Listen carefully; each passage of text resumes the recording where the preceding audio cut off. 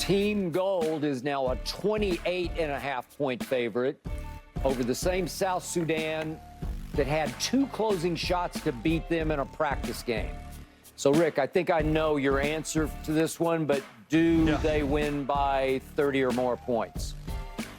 No, man, if I was a betting man, I would be all over that number. The odds makers or the bettors obviously are beginning to get a little wise to that because apparently it's dropped a little bit. But no, look, the run-up game, do I expect Team USA to win? Yes. Do I expect it to come down to a last possession where South Sudan could actually win the game? No. Kevin Durant being added to the equation. Now, if it comes down to a last possession situation or fourth quarter, you have that extra ammo, that extra score to take advantage of. I believe that will be the difference. But I don't think it was any accident that South Sudan wasn't just a surprise, but they stayed with Team USA. They have the athleticism to make three-point shooting in particular and attacking the rim difficult. They can stay in front of us. I talked about the lack of or the familiarity. When Gabriel played with LeBron James. So they were teammates. Royal Ivey to me, is the X factor or secret weapon as the head coach of South Sudan. Guy who's now with the Houston Rockets, was with the Brooklyn Nets, was there with KD. He knows these guys. So there's no intimidation factor. And I think what surprises me the most is that South Sudan plays an NBA-style game because they have a lot of guys with NBA experience, and they can match our athleticism. And more than anything, that has always been the trump card for Team USA, is that the depth and the athleticism is what puts Team USA over against most international competition.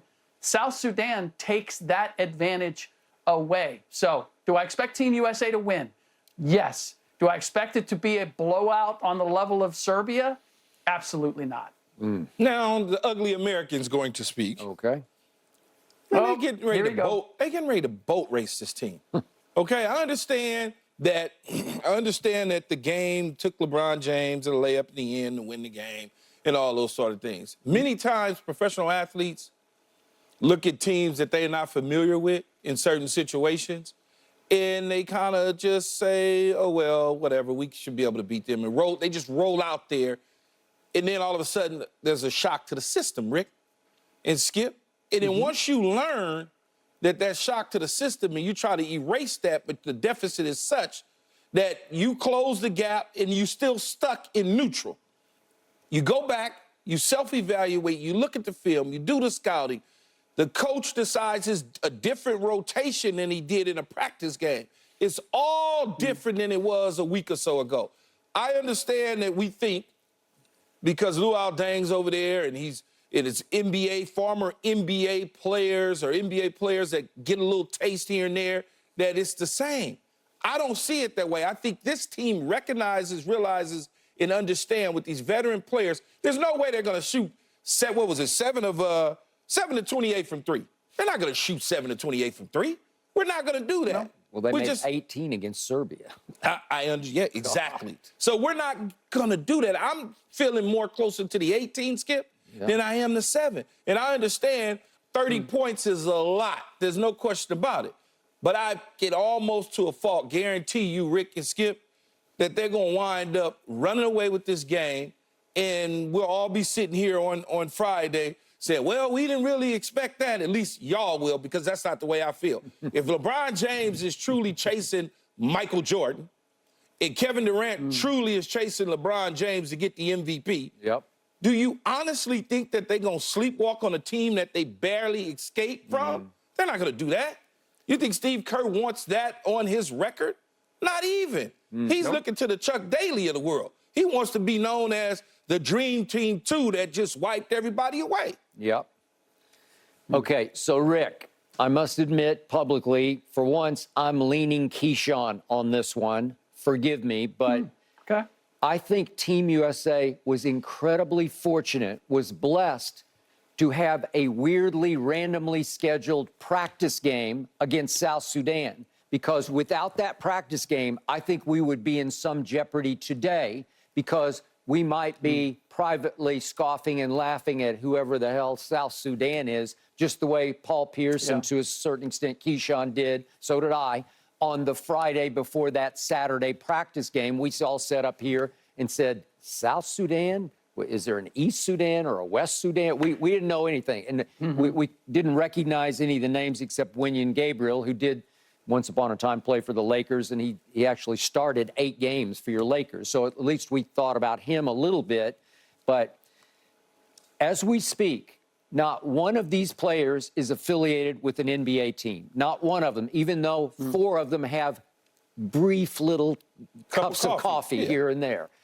And their best player is Carlik Jones, who 2 years ago was the leading scorer and the MVP of the G League. That's pretty good. But it was so impressive to the NBA this past season that Carlik Jones wound up playing in China and then in Serbia. So nobody bit off his sensational G League MVP performance and signed him last year.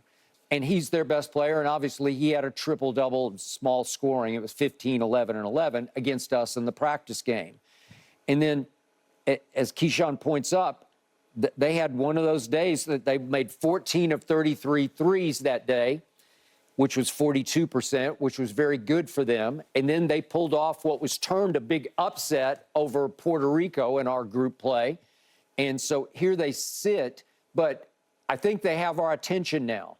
And I'm pretty sure that our guys are going to take this very seriously. And I do think they're on some mission to show that they're the greatest USA team ever, including the Dream Team. And so it's a way to make a statement against a team that embarrassed you, even though we held on to win. Carlik Jones had a shot that AD changed dramatically when he played center field on the play, because you can in international play. But the point is, I just think we're going to come out readier than ever. And if Kevin Durant, Rick, if you're right, and he keeps doing what Kevin Durant does, well, obviously he didn't play in the practice game. It's going to tilt the playing field way in our direction. And I know Paul, who had scoffed at South Sudan, then apologized to South Sudan. Then he actually gave me, he took South Sudan plus 20 in this game. So I went ahead and said, I think we could win by 22 in this game. And I could be dead wrong about that. I don't have great conviction. But to your point, the bettors are slowly betting the spread down. I think it opened at over 30, and now it's down to 28.5. So is it a sucker bet? Maybe. Go ahead. Yeah, look, I just, there's a reason I'm not saying I expect South Sudan to win, even though they had the opportunity to in the run-up game. I believe that Steve Kerr has a better sense of who he wants to play and the rotations and how to match up. He was still experimenting when it came to the South Sudan game. But there's no getting away from the size and athleticism that South Sudan has, and that we have weaknesses defensively when it comes to matchups. Like Steph Curry can be exploited. He was exploited against Serbia. So can you play him? Devin Booker did not play well defensively against South Sudan, overmatched athletically. Even LeBron James is going to have to play great defense because they've got 5 guys who can come at you with size and athleticism. So do I believe that Team USA should win and that it's not going to come down to a last possession or two? Yeah, that's what I expect. I in no way believe that Team USA is going to be able to run away with it, because I don't believe it was an accident that South Sudan did what they did in that run-up game. It's Team USA's game to lose. But what South Sudan has that negates a lot of the strengths that we rely on, because we just don't have the chemistry. We don't have the time to develop that cohesion. South Sudan takes those away. They take away some of the strongest things that we rely on because of those. And that's why I still think it's going to be a game worth watching from the first to the fourth quarter. Yeah, it will be. And you know what the score will be? You know what U.S. will win at the end by, Rick? Right now, it's Right now, it's 28.5-point favorite. I'm adding a 5 onto that. Do the math, and that's what it's going to end up with. Okay. Wow. Wow. That's what it's going to be. I'm just telling you. They getting ready to bust. Look, I know how athletes think, and I know how I thought. And I would think these athletes, these LeBron Jameses, the Currys, the Durants, the Bookers, all the guys that we know, and Ant-Man, all of them, they think like me when they challenged. And when you challenge these type of guys, they have no remorse for you.